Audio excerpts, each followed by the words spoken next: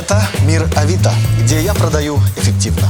Ведь каждый день здесь ищут авто более 3 миллионов пользователей по всей стране. Продвигаю объявления, изучаю аналитику, регулирую цены, и все это на едином сервисе. Откройте все возможности Авито для вашего бизнеса. Hi, Jim. How are you? Very good, Sergey. How are you? Nice to see you again. I am doing great. It's wonderful to see you too.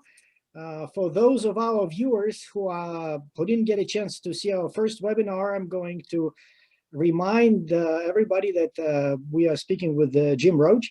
He's one of the leading experts on car service, best-selling author of 2 books, Fast Lane, which we have published in Russia already, and right now we are about to publish Jim's second book, Fast Break. So that's the book. That is the book. I don't have it in Russian yet. It's about to come out of the publishing house, printing house over the next couple of weeks. Probably will be out by the time we narrate and air this interview. So, Jim, thank you. First, I want to thank you very much for allowing us to publish these books and share your invaluable knowledge and experience with the Russian automotive community. And additionally, thank you for your time to introduce those books personally. And I want to ask you a few questions. Be happy. Thank you. By the way, Sergey, I understand you had a birthday recently, so happy belated birthday. Well, thank you very much. Thank you very much. I did have a birthday a few days ago. Nice to Kenai you have. First question that a couple of questions I have is about this unusual, I should say, last year, 2020, with all those things happening. It started as a horror story and ended up as the most profitable year for car dealers, but not sure if it was a good profit or bad profit. Anyway, I want to ask you, are there any new trends in car service area that have developed due to the pandemic-related events? Sure. You know, I don't think I see any trends that I would call new. I see an acceleration of a variety of existing trends, some that were just beginning to develop. For example, there certainly has been an acceleration of the service experience moving online, particularly scheduling, status updates, and payment. Not surprisingly, anywhere where you would touch a consumer, there's a strong preference to being offered the option of doing it virtually. The strongest, I think, is pickup and delivery. Again, not surprising, wanting to stay away from a physical location. Very interestingly, and I spent a fair amount of time on this in 2020, overall usage of pickup and delivery in the United States tripled from October 2019 to October 2020. The demand has remained relatively consistent since April of 2020. But we certainly see consumers are continue to demand pickup and delivery services. If you look at the dealership trends, top dealerships, those that have really embraced pickup and delivery, are doing over 1,000 pickup delivery trips per month. Now those are the ones who have really gone into it strongly. The typical dealership does about 190 trips a month for pickup and delivery. That's the dealer statistics, but here is the overwhelming part, Sergey. If you look at vehicle owners who used pickup and delivery and would choose a pickup and delivery dealership over none, it's 91%. 91% of consumers who experienced it says, I would pick a dealership who has that versus one that does not, which I think is a statistic that just speaks for itself. And then the last thing that we see I would refer to it as emerging is mobile service. Where they come to the vehicle. Those are the 3 that I think that really sort of stand out for 2020 and are pandemic driven in terms of trends. Again, just to summarize, the service experience moving online, pickup and delivery for service, and mobile service. Jim, let me ask you a question. You said that customers demand pickup and delivery. It's interesting that you said that, because only a few years ago, many clients probably didn't even know that such option exists. So are the consumers more educated? I'm wondering if the word demand is the correct word. Does that mean that there is a certain awareness that such service is available and people expect that? Does your dealership provide pickup and delivery for service? Yes. So in the United States, pickup and delivery has been a competitive differentiator, and you see dealers advertising it. They do their direct marketing about it. It's on their websites. And so there is a growing awareness among consumers that they have an option now. I mean, you're exactly right. A couple of years ago, you couldn't demand it because you didn't know it was available. And now you do know, and given the pandemic, 91% of consumers would prefer to do business with a pickup and delivery dealership versus not. And again, that's not to say that 91% are using it, but they like having the option. This is very interesting. Let me summarize. You summarized it already, but I want to underscore it again. So more services are moving online. Pickup and delivery service is in demand, rising in demand, and the mobile service is also on a rise. Now, it's interesting that you said online services, because there is an opinion that online services were actually pushed back because of the excessive profits. Dealers were making money, so they figured, why bother with something new if we don't need to do that? But it's interesting that you mentioned that advanced dealers probably are still paying attention not to the moment in time, but they're looking in the future. So they are going online. Well, in the United States, most dealerships already have some form of online scheduling, as an example. But consumers, more and more, rather than pick up the phone, are going to the website and finding the scheduling option. And that's where they get educated that there's pickup and delivery. But keep in mind, there's two components to this. There is the I need to show my customers, consumers, that I'm a safe company to do business with, but you also have to keep your employees safe. I've seen dealerships that have been devastated by COVID, where 90% of the staff is out, and they can't keep the store open. So there's a very compelling reason, in addition to keeping customers safe, it's keeping your employees safe. So that's where we find an acceleration toward payments and status updates and other things. It's interesting that it seems that from what I hear from you, it seems that service right now is ahead of sales in the application of technologies, online technologies, digital communications with the customers. Great answers, great information. Let's talk about your second book, Fast Break, that you just showed us. The first book, Fast Lane, was great, and it seemed to have a lot of information already.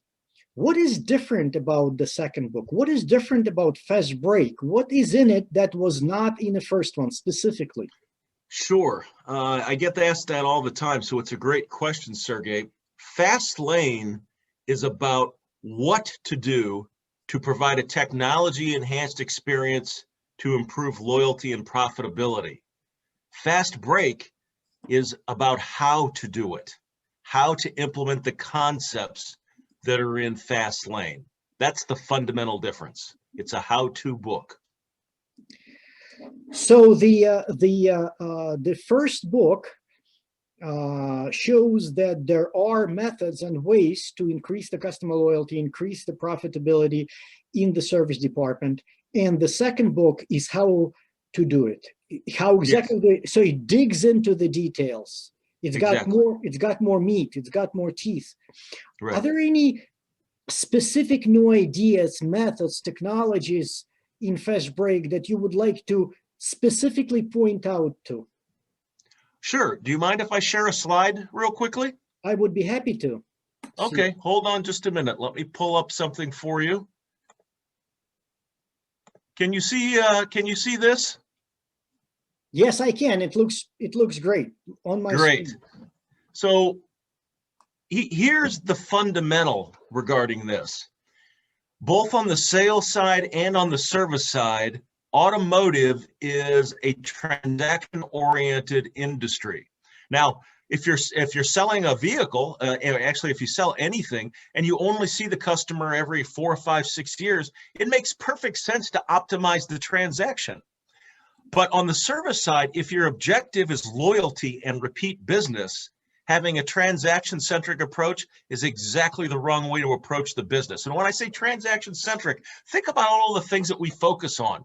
Dollars per RO, the multi-point inspection, selling as much as possible. And I can't tell you the number of times where I observe somebody in the service department, says, oh, I got an $800 repair order, and everybody high fives, right?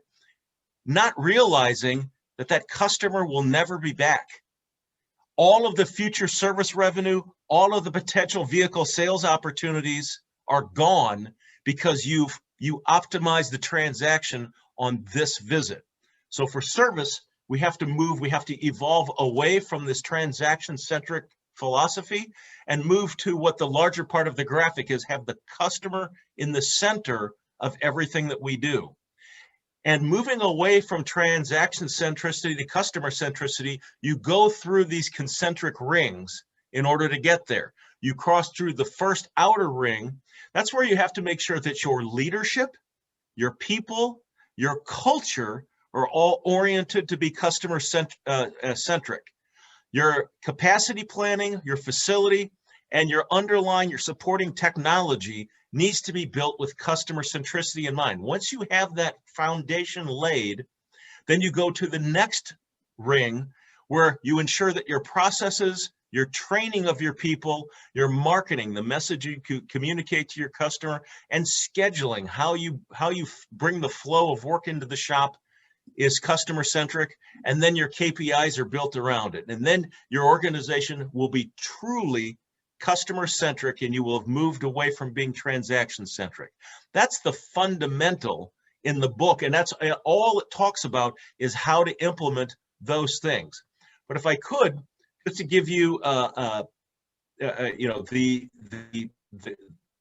base concept, if you look here at the bottom, what I'm saying is that rather than sell a $500 RO to 50 people, sell a $50 repair order to 1,000 people, because the 1,000 people will keep coming back, and coming back again. And finally, just as a reminder, if you talk to dealers, 57% say that customer retention is their primary concern. Keep in mind, they're not saying it's a concern or one of my concerns. They're saying it is their primary concern. 91% of dealers feel that the service experience is more important than the repair itself. But then when you continue asking them questions, almost 86% say that their current systems, their technology, don't support that superior ownership experience. So that's the part that's broken in there. And that's what we're trying to drive to, along with all the other attendant things. That's very interesting information. So first, it sounded to me like there's the dealers need to take one step back to make 2 steps forward, but then it is probably more like changing the entire philosophy, entire mentality. $50 ROs to 1,000 people, or $100 ROs to 500 people is the same money, but the first scenario actually is better for the long-term operations of the dealership.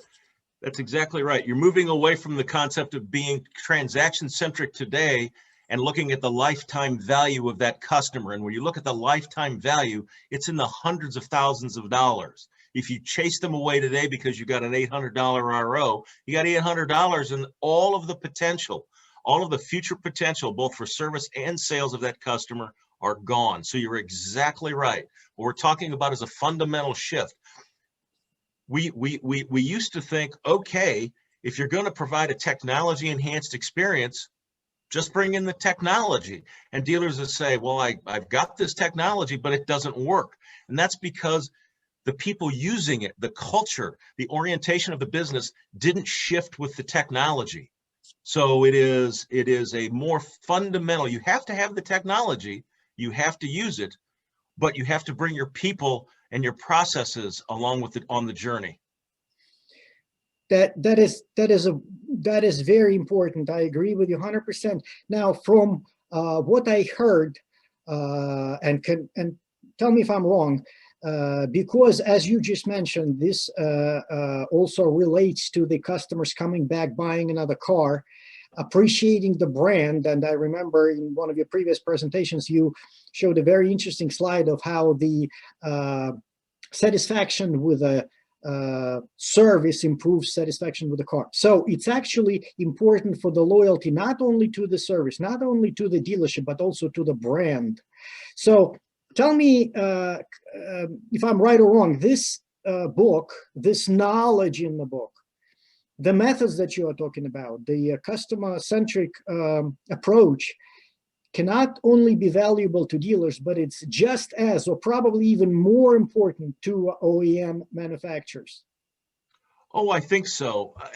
The biggest value of the second book, whether it's for dealers or OEMs, is it has many, many interviews, insights, and examples from great service leaders that I know, and how they successfully drove this change. Not just technology change, although that's part of it, process change and cultural change. And as you know, changing people's behavior is the hardest thing to do. So it's many examples, not from me sort of telling it as a third party, but directly from the people who did its mouths. And that's valuable to car dealers, of course, but also to OEMs, because it can provide OEMs the perspective of the dealer's challenges and their goals. And this awareness can help the OEM provide overall direction and support to their retailer network. That goes step in step in with many ways that consulting companies or the dealers or other thought leaders presented, that the dealers are looking to OEMs for the leadership in this trying times and in the time of changes when the sales models are changing. So the OEMs should take the leading role, and that actually gives them the way forward. Jim, another question. Your first book received a very good reception in Russia, and when we had the first webinar, you kind of summarized the audience who should be reading this book, and that was anybody in service or pretty much anybody in the dealership. Or you actually added that OEMs, by reading this book, it would give them the view into the minds, into the operations of the dealers, because there's a historic disconnect between OEMs and the dealers, and they don't understand each other sometimes. And the book gives them the actual view of the dealership operations. Who should be the audience of the second book, of Fast Break? Should it be the same as the Fast Lane, or should it be different? Well, Fast Lane targeted dealership executives and OEMs, you know, your dealer principal, your general manager, and your service leader. I think Fast Break targets the same audience, but a little deeper, Sergey, because now that we're talking about not just what we want to do and why, but how, I think that can go deeper into the organization, into the service organization. So assistant service managers, service advisors. I mean, you can give it, or at least talk about it, to the entire dealership service staff as an example of not only here's how we're going to do this, and not only here's why we have to do this, but here are examples of other service organizations that have done it. Because sometimes when you're trying to get people to embrace change, knowing that others have gone in front of you, have come before you and done it successfully, can be comforting. It can be helpful. And sometimes it can stoke competitive feelings, but ultimately it helps you to successfully implement the necessary changes. I see. It's Это мир Авито, где я продаю эффективно. Ведь каждый день здесь ищут авто более 3 миллионов пользователей по всей стране. Продвигаю объявления, изучаю аналитику, регулирую цены, и все это на едином сервисе. Откройте все возможности Авито для вашего бизнеса. totally relate to that. And the last question, Jim, you probably know that the sponsor of our project is Avito Auto. It's the largest classified site in Russia. It's actually the second largest classified site in the world after the Craigslist. And they are the official partner of ROAD, which is the Russian equivalent of NADA. So they support advanced knowledge and advanced methods to help dealers and the automotive industry as a whole to move forward. So they wanted to ask you this question. If you have one advice that you can give to the dealers, to OEMs in the service, in the area of car service, what that most valuable advice right now, considering the circumstances around the pandemic, around the changes, around, what would be your most valuable advice right now at this moment in time? First of all, let me add my thank you to Avito to yours for their support in this great project that we have. I think if I had to pick one, I have a lot of advice, but the one I would pick is start with getting as much of your service experience online as possible as an option for the vehicle owner. But then, and this is so important, you must communicate. You must communicate to your customers over and over and over again. You know, if I send somebody an email, I assume that they read it, and 9 times out of 10 they didn't. Don't assume that your customers read that one email or that one letter, or they've read every page of your website. You have to tell them repeatedly what you're doing, why you're different, and what's better about you so that you're providing them a better experience. So in this fast-moving and very confusing and trying year, communicate, communicate, communicate. So this is important. So I want to summarize it. So this best advice, even though it's one advice, it is sort of consists of components. One is the general direction is go online, use as many digital channels as possible. At the same time, don't expect the customers to understand them or to relate to them right away. Communicate to the customer. I remember in our first webinar, you actually mentioned that when dealers bring online scheduling, people need to know that it's available. If they don't know, they keep on calling and it doesn't work. So online digital communication channels, communicate the communication channels to the customer so they know. That is exactly right. Communicate the communication channels. And you touched on something very important, Sergey. Do it in a multi-channel way. Don't assume that just because you like email, that's how your customer ingests information. Everybody is different. Put it on your website. Call them. Send them a letter. Send them an email. That way, if you're communicating through multiple channels, you enhance the chance that the customer will see it one or more times, and more importantly, will internalize it. It will sink in and it will make an impression on them. I heard you say this, you said this phrase twice, so I will repeat it. Do not assume that that customer has completely understood what is available. Keep on using different channels and confirm that this knowledge actually registered with the customer or customer related to the options available. Do not assume. Correct. Okay, all right, this is great. Jim, I want to thank you very much again for your time, for this wonderful webinar and introducing your book. It will be coming out shortly. And again, as I said before, that's the book, that is the book. Once this travel restrictions and pandemic restrictions are over, we are certainly hoping that you will be able to visit Russia. And you already have your following here that was generated with by the first book, and I'm sure the second book will make this follower grow even larger. So we would love to see you here, meet with some very interesting people. Thank you very much. I look forward to it. Thank you, Sergey. These are a lot of fun, and I look forward to seeing you 2021.